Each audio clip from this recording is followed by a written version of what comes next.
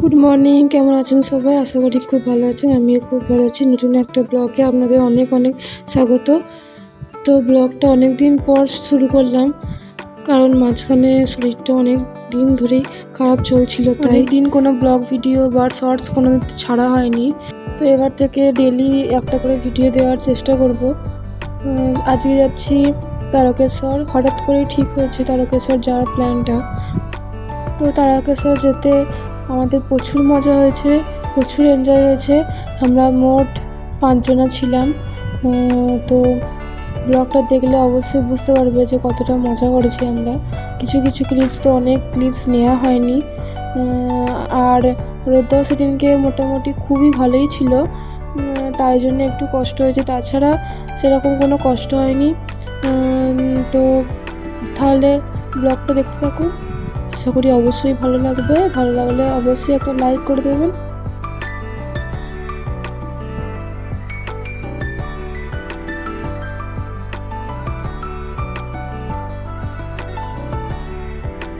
এই যে সেই দামোদর নদীর ব্রিজটা, অনেকদিন পর এই দিকটায় এলাম।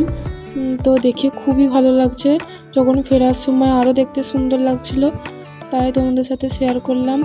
দেখুন দেখতে কতটা ভালো লাগছে। আর জলটা মোটামুটি তাও আছে, প্রায়ই আছে বলতে গেলে। এই যে এখানে আমরা পৌঁছে গেছি এবার, তারকেশ্বর গেট মহাদেবের। তো এখান থেকে একটুখানি গেলেই মন্দিরটা। চলুন তাহলে একবারে মন্দিরে আপনাদের সাথে দেখা হবে। এই যে মন্দিরের সামনে চলে এসেছি। তো মন্দিরের সামনে দেখবেন অনেক এরকম দোকান আছে ডালা কেনার জন্য। যারা যারা পুজো দিতে এখান থেকে পুজো দেয়, যারা যারা পুজো দেয় আর কি এখান থেকে, তো অনেক ডালা কিনতে পাওয়া যায়। এই যে মন্দিরের ভেতরে ঢুকছি।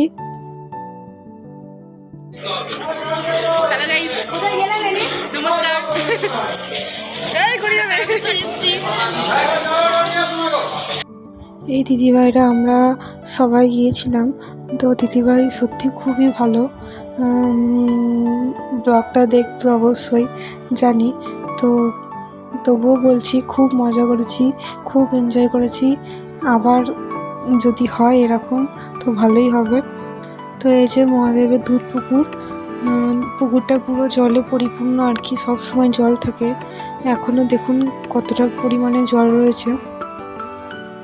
শ্রাবণ মাসে তো আরোই জল হয় মনে হয়, আমি ঠিক জানি না এখনই এত জল।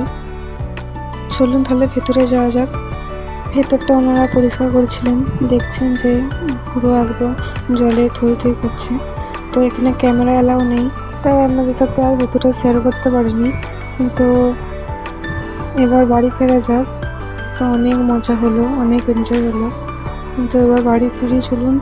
বাড়ির সময় যাওয়ার সময়টা অতটা কষ্ট হয়নি, আসার সময় যেটা হয়েছিল আর কি, যেটুকু রোদ লেগেছিলো আর কি, তো অতটা কষ্ট হয়নি। এখন যাওয়ার সময় মোটামুটি খুবই ভালো লাগছে। বাইরে বেশ ঠান্ডা হাওয়া বইছে বাইরেটা, আর এরকম মানে চারিদিকে মাঠ, মাঝখান দিয়ে রাস্তা, তো ভালোই লাগে। তাহলে ব্লগটা কেমন লাগলো অবশ্যই জানাবেন। ভালো লাগলে অবশ্যই শেয়ার করে দেবেন। ধন্যবাদ।